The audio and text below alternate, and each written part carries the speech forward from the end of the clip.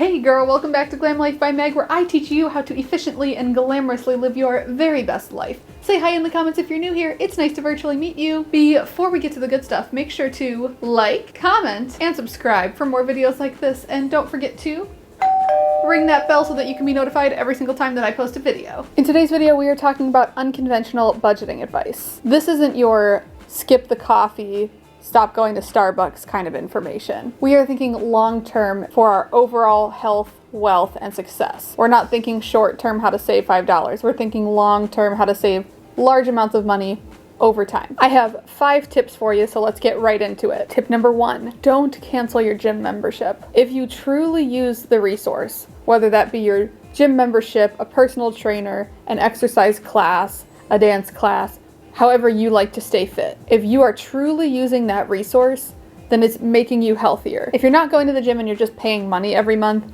then yes, cancel it. But if you are actually using the resource, it is something that is making you healthier, therefore reducing your medical bills in the future, long term. I'm like that meme where the guy's like, in the long term, the gym membership actually saves you money. Tip number 2, don't cut your grocery budget. I know, what the heck am I even talking about? Everybody says that's the first thing you should start to cut. I don't believe that. When you're buying healthier ingredients and preparing healthier meals, sometimes it's a little bit more expensive. If you're using organic ingredients or things that are a little bit higher quality, those things are going to cost a little bit more. But what you're doing is fueling your body. You have one body, and again, we want to keep those medical bills down. We don't want you to be out here in the hospital. We don't want you to be suffering and sick and ill. So feed your body with good stuff now to reduce your medical bills later. Eating off the dollar menu at McDonald's might save you money now, but it's gonna cost you a lot more in medical bills in the future. Tip number 3, take yourself on a date every week. It doesn't have to be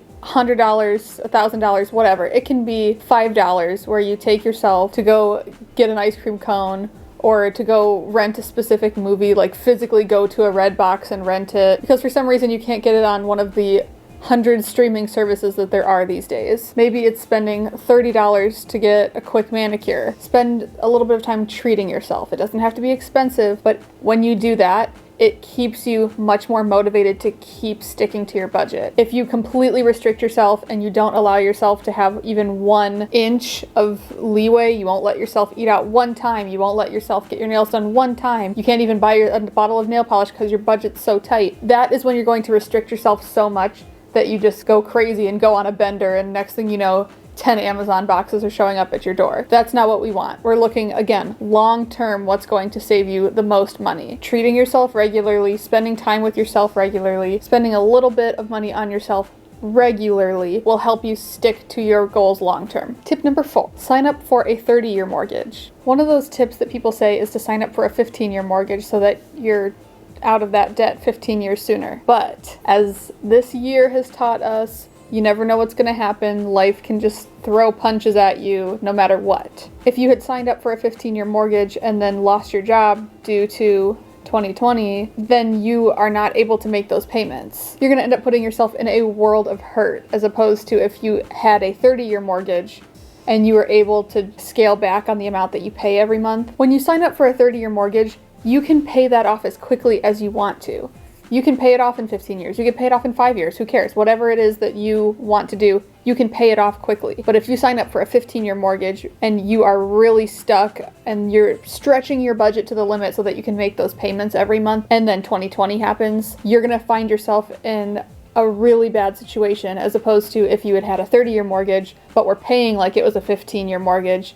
You can reduce that expense yourself, and then you're good. It'll slow you down just a little bit, but you don't have to worry about losing your house. On average, if you have a $200,000 loan and you just pay an extra $100 on that payment every month, you'll pay off your house 5 years sooner. Are you joking? You can DoorDash for like 1 to 2 shifts, and hey, done. Tip number 5. Create your dream budget. I know this sounds really weird. Why would you want to envision yourself spending more money? You need to have an idea of where the money is going. If you think that you're going to make $20,000 a month just so that you can save it, you're not going to do it. You have to know exactly where that money would be going. Oh, well, this is how much I'm going to pay for a cleaning service, and this is how much I'm going to pay for a personal assistant, and this is how much I'm going to pay for my personal chef, or whatever those things are that you're paying for per month. You need to know exactly what you're paying for. I'm going to have a video linked right up here in the cards. I show you how to create your own dream budget by making my dream budget. This will help you manifest and get in the headspace and figure out where you want to go and motivate you so that you can actually get to work. We can't just sit here like, and think that the money's just going to come to us. We manifest for a moment, we have our positive vibes, we get our energy going, and then we get to work. And with that, I turn it over to you. What are your unconventional budgeting tips? Share with us. We want to help each other out. You want to grow your wealth, I want to grow my wealth. We can all help each other. There's enough for everybody. That's it for this video, and until next time, stay hydrated, sis.